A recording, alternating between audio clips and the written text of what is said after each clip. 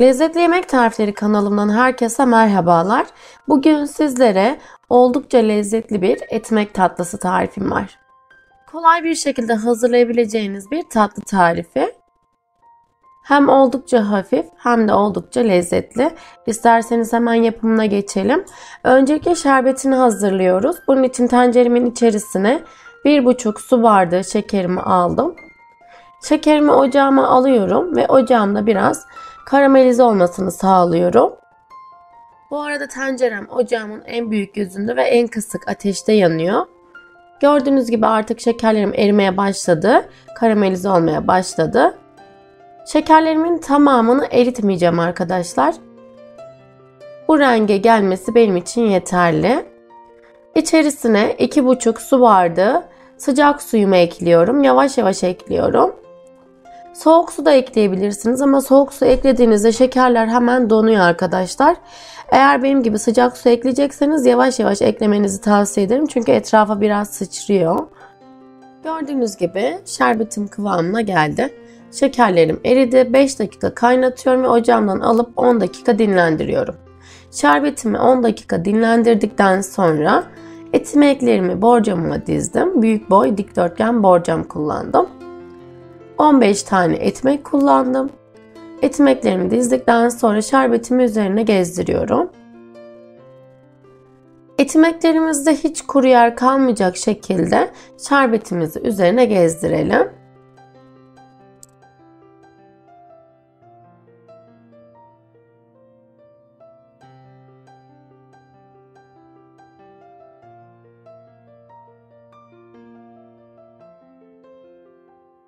Şerbetimi döktüm. Ekmeklerimi bir kenara alıyorum ve şerbetini çekmesini bekliyorum.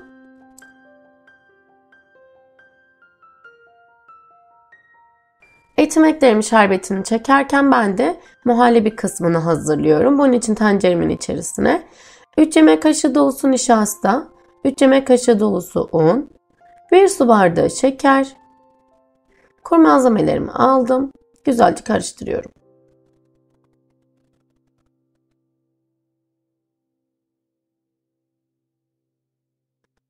1 litre sütümü ekliyorum. 1 adet yumurta sarımı içerisine ekliyorum. Pürüzsüz bir kıvama gelene kadar karıştırıyorum. Yumurta sarısı kullanmayabilirsiniz ama lezzet katıyor. Kullanmanızı tavsiye ederim. Ocağıma aldım. Ocağımda kaynayıp koyulaşıncaya kadar sürekli karıştırarak pişiriyorum. Kesinlikle karıştırmayı bırakmıyoruz. Muhallebim kaynamaya başladı ve koyulaştı. Kaynadıktan sonra 1-2 dakika daha ocağımda tutup alıyorum. İstediğim kıvama geldi. İçerisine 1 paket şekerli vanilya, 3 dilim kadar da beyaz çikolata ekliyorum. Erimesi için karıştırıyorum. Muhallebimi hazırladım. Ekmeklerim de şerbetini çok güzel bir şekilde çekti. Hazırladığım muhallebiyi üzerine döküyorum. Bu şekilde gezdirerek dökerseniz her yerine eşit miktarda yayılmış oluyor. Üzerini spatula ile düzeltiyorum. Yaklaşık bir yarım saat, 1 saat kadar dinlendiriyorum. Yani soğumasını bekliyoruz. Ildıktan sonra bekletecekseniz üzerini streç film ile kapatın arkadaşlar. Üzeri kabuk bağlamasın. Tatlımın üzeri için ganaj hazırlayacağım arkadaşlar. 1 kutu süt kremamı tenceremin içerisine aldım. Ocağıma alıp güzelce ısıtıyorum. Kaynamasını sağlamıyoruz. Isıtıyoruz sadece. Süt kremamız ısındıktan sonra ocağımızdan alabiliriz. Isınan kremamın içerisine 160 gram sütlü çikolatalarımı ekliyorum. İsterseniz yarısını sütlü, yarısını bitter kullanabilirsiniz. Güzelce karıştırıyorum ve çikolatalarımın erimesini sağlıyorum.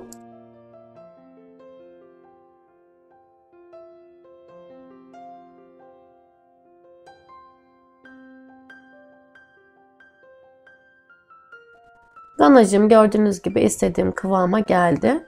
İsterseniz biraz soğuttuktan sonra üzerine dökebilirsiniz. Ilımasını bekledikten sonra ben üzerine döktüm. Üzerine bu şekilde gezdirerek dökerseniz her yerine eşit miktarda dağıtmak daha kolay oluyor.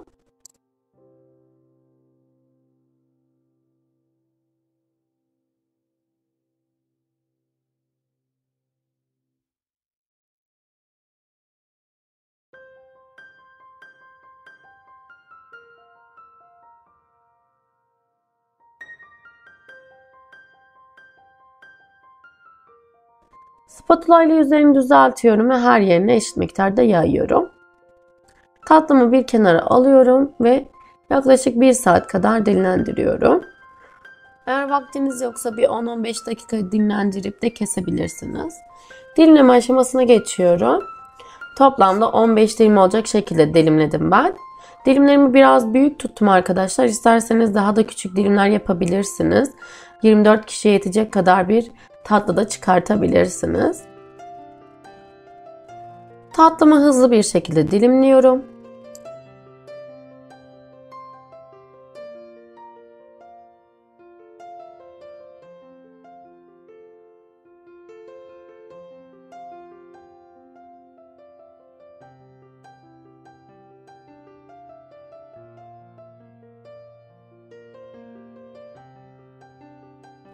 Üzerini süslemek için Antep fıstığı tozu kullandım.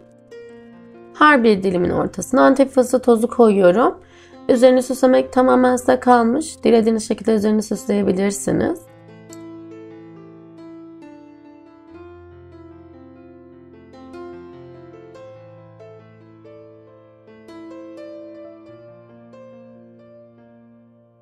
Tatlım servis etmek için hazır. Bir dilim çıkartıp sizlere iç kısmını da göstermek istiyorum. Görüntüsü bu şekilde arkadaşlar. Servis tabağına alıp servis edeceğim ben. Bu şekilde etimek tatlımı servis tabağıma alıyorum. Kıvamına da birlikte bakalım. Oldukça yumuşak bir kıvamı var. Oldukça lezzetli ve oldukça hafif bir tatlı arkadaşlar. Kesinlikle kesmiyor. İstediğiniz kadar yiyebilirsiniz. Yapıp deneyen herkese şimdiden afiyet olsun. Eğer tarifimi beğenirseniz beğen butonuna basmayı ve yorum yapmayı kesinlikle unutmayın. Yeni videolarımdan ve yeni tariflerimden ilk siz haberdar olmak istiyorsanız YouTube kanalıma abone olup zil sesini açmayı unutmayın. Yeni videolarda ve yeni tariflerde görüşmek üzere. Hoşça kalın.